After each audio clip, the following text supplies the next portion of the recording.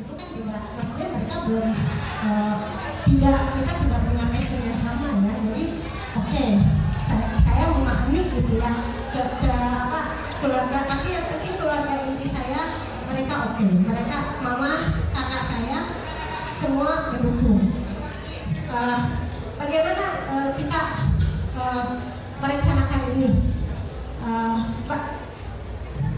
Oke, untuk tahap pertama, setelah saya memutuskan saya mau pergi, udah yakin nih, dan saya kasih tahu orang tuanya di rumah sakit. Mama saya lagi di rumah sakit. Kalau mama lagi sensitif bawaannya suka nyuruh, Merin, mama saya di rumah sakit, gini, panjang, kompleks gitu. Saya pikir, wah saya nggak bisa terus-terusan kayak gini gitu ya.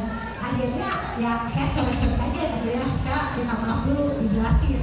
Dan itu di rumah sakit. Saya jelasin semuanya, terus mereka mau ngerti. Setelah dapat izin dari orang tua, setelah dapat izin dari kakak, dapat izin dari keluarga, baru saya membuat rencana. Yang pertama itu budget. Dimanapun ya, kalau ada yang bilang traveling keliling dunia bisa pergi tanpa duit, itu nggak mungkin. Yang mungkin, tapi ya saya belum tahu gimana caranya gitu.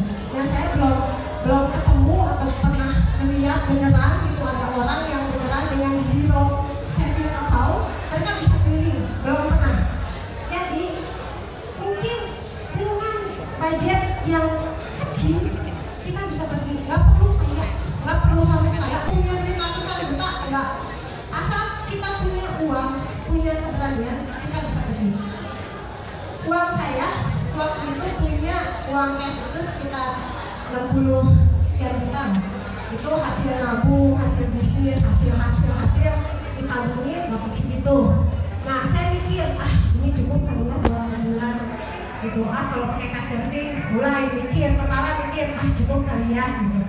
Dan untungnya saya tipenya bukan seneng belanja ya. Kalau saya beli baju second-hand, saya beli second-hand gitu ya. Ya saya bukan orang yang senang atau doyan ngabisin uang. Kalau misalkan dapat gaji atau saya simpan di tabungan. Terus kalau saya dari bisnis jualan kecil-kecilan, entah jualan naon, saya simpan di tabungan. Terkumpul ini saya pikir udah pergi gitu ya. Nah kalau cara banyak yang nanya, Mbak punya duit, punya pohon buah ya? Waduh, pohon buah dari mana gitu ya? Nyari akarnya di mana? Saya mau dong. Nyari bijinya di mana? Saya mau. Gak ada istilah pohon buah. Kita kerja dulu, kumpulin, punya uang segimana, sekiranya kita yakin, kita mampu, udah bisa langsung pergi gitu.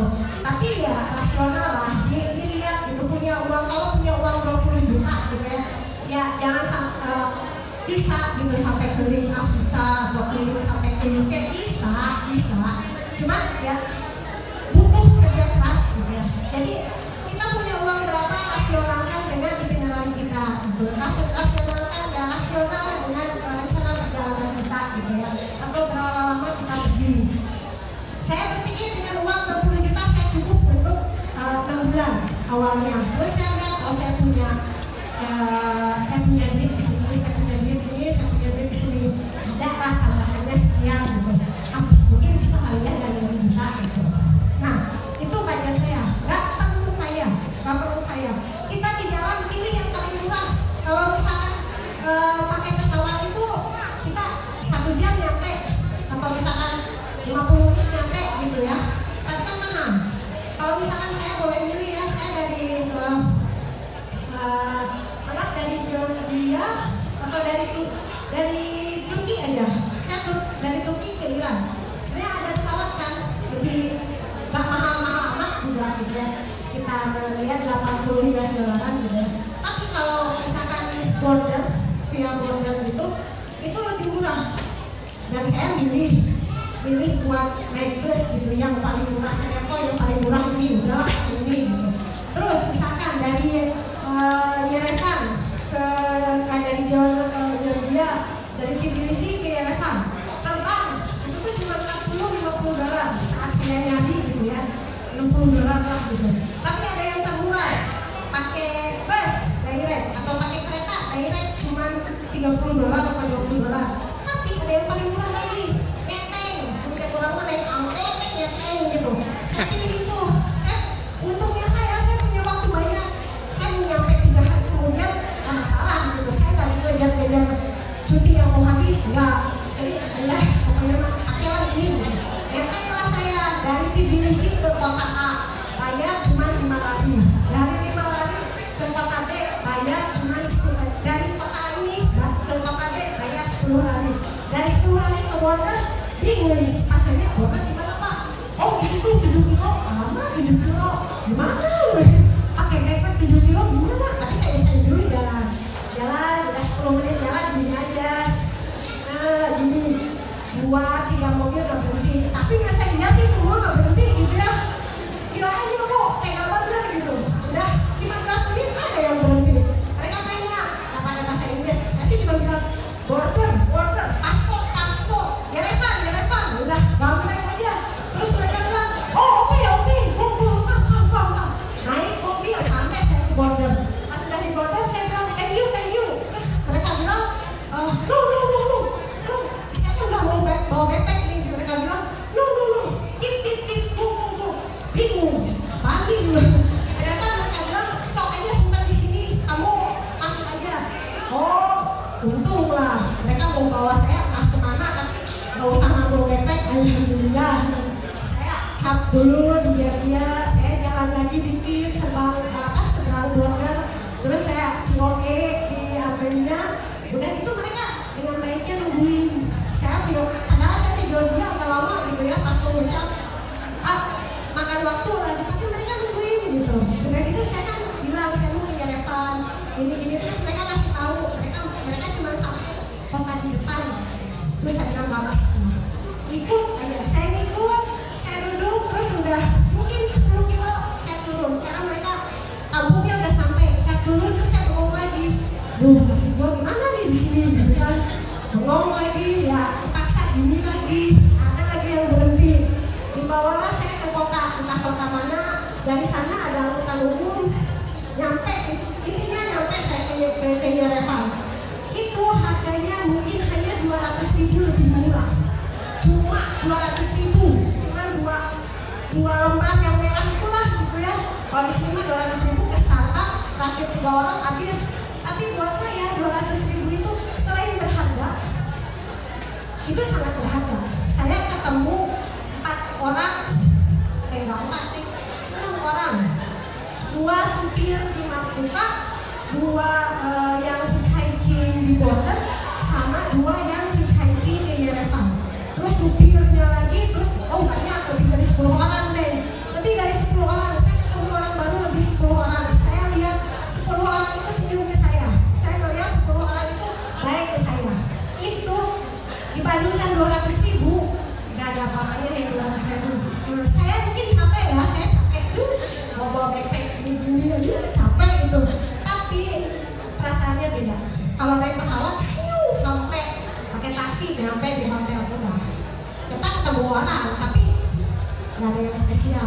Kalau gini masa iya sih habis gini kita langsung buka pintu, kan nggak mungkin. Ada basa-basi dulu dong. Excuse me, are you going to this? Kan kita tuh gitu dulu kan. Nggak mungkin kita kayak naik pesawat itu kita duduk, nggak mungkin kan. Jadi kita ngomong dulu, kita senyum dulu, ketawa dulu, kita liatin orang, liatin supirnya. Itu biji emasnya ada berapa? Kita bisa ngitung dulu gitu. Jadi itu tuh si 200.000 itu ya, perbedaannya itu mungkin buat orang itu 200.000 nggak ada nilainya. Tapi buat saya pengalamannya, jadi jangan dinilai uangnya, tapi pengalaman 200.000 itu loh. Aduh, nggak ada sayangnya.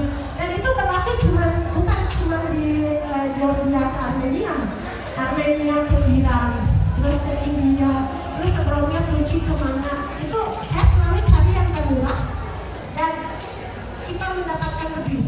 Jadi kalau mau keliling dunia nggak